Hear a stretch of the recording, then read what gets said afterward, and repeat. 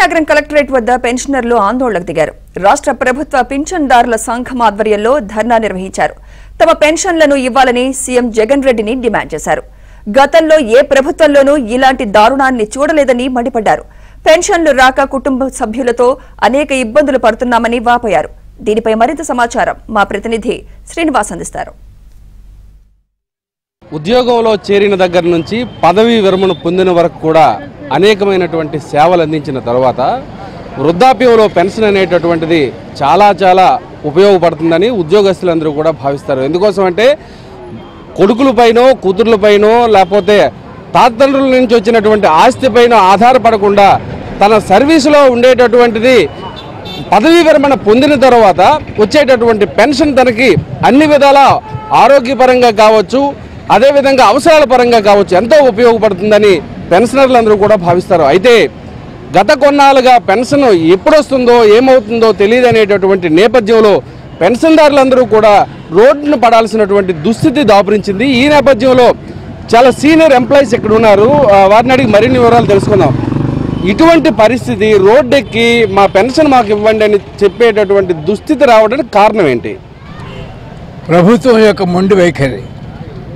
గత ముఖ్యమంత్రులు ఎప్పుడూ కూడా ఈ విశ్రాంత ఉద్యోగుల్ని అలక్ష్యం చేయలేదు. వారికి రావాల్సినటువంటి సౌకర్యాల్ని కల్పించారు. అందువలన మేమంతా సుఖ సంతోషాలతో ఉన్నాం. కానీ గత 4.5 సంవత్సరాలుగా ఇప్పుడున్నటువంటి ప్రభుత్వం మమ్మల్ని గౌరవించకుండా మా కోరికల్ని తుంగలో తొక్కి మమ్మల్ని ఆందోళన గురి చేస్తున్నటువంటి పరిస్థితులు ఈనాడు ఉన్నాయి. అందువలన మేము ఎప్పుడూ కూడా ఉద్యమాలు చేయనటువంటి విశ్రాంత ఉద్యోగులు ఇవాళ విప్లవం వర్ధిల్లాలి, ఉద్యమం వర్ధిల్లాలి అనేటువంటి నినాదంతో రోడ్ల మీదకు రావడం జరిగింది. మీరు చెప్పండి, ఇప్పుడు ప్రధానంగా పదవీ విరమణ పొందిన తర్వాత ప్రశాంతమైనటువంటి జీవనాన్ని కోరుకుంటారు ఎవరైనా సరే. మీరేమో మాకు పెన్షన్ ఇవ్వండి, ప్రభుత్వం డౌన్ ఇటువంటి నినాదాలతో రోడ్డును పడేటటువంటి దుస్థితి దాపురించింది. అసలు ఈ సమస్యకు పరిష్కారం ఎలా అవుతుందంటారు? ప్రభుత్వం చొరవ తీసుకుంటూనే ఈ సమస్యకు పరిష్కారం దొరుకుతుందండి. 4.5 సంవత్సరాలు మేము వెయిట్ చేసాం, కానీ ప్రభుత్వం మా పట్ల నిర్లక్ష్య భావంతో ఉంది. కాబట్టి తప్పనిసరి పరిస్థితుల్లో ఇవాళ వయోశ్రేష్ఠులు అయినటువంటి మేమందరం కూడా రోడ్డెక్కి మాకు జీతాలు పెన్షన్ మాకు ఫస్ట్ తేదీకి ఇవ్వండి, మాకు రావాల్సినటువంటి బకాయిలు ఇవ్వండి అని అడగనటువంటి దుస్థితి ఏర్పడింది.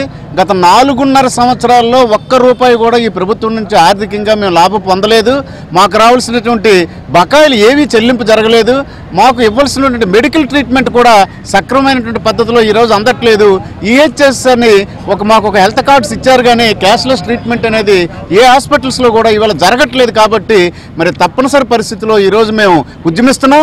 అంతేకాకుండా ఆరోగ్యపరంగా మాకు రావాల్సినటువంటి ఆ రాయితీ ఇవ్వకుండా మా దగ్గర నుంచి ప్రతి నెల 300 రూపాయలు 225 రూపాయలు చొప్పున ప్రతి నెల 81 కోట్ల రూపాయలు ప్రభుత్వానికి మా దగ్గర నుంచి జమ అవుతుంది. అందులో నుంచి ఇచ్చినట్టు సరే మా యొక్క వైద్య ఖర్చులకి అందులో నుంచి అయినా మాకు సదుపాయాన్ని కల్పించాల్సిన పరిస్థితి ఉన్నప్పటికీ కూడా ఈ ప్రభుత్వం కల్పించట్లేదు. గతంలో మేము అనుభవిస్తున్నటువంటి రాయితీలను ఒకటి పోగొట్టుకున్నటువంటి పరిస్థితి ఈరోజు ఉంది.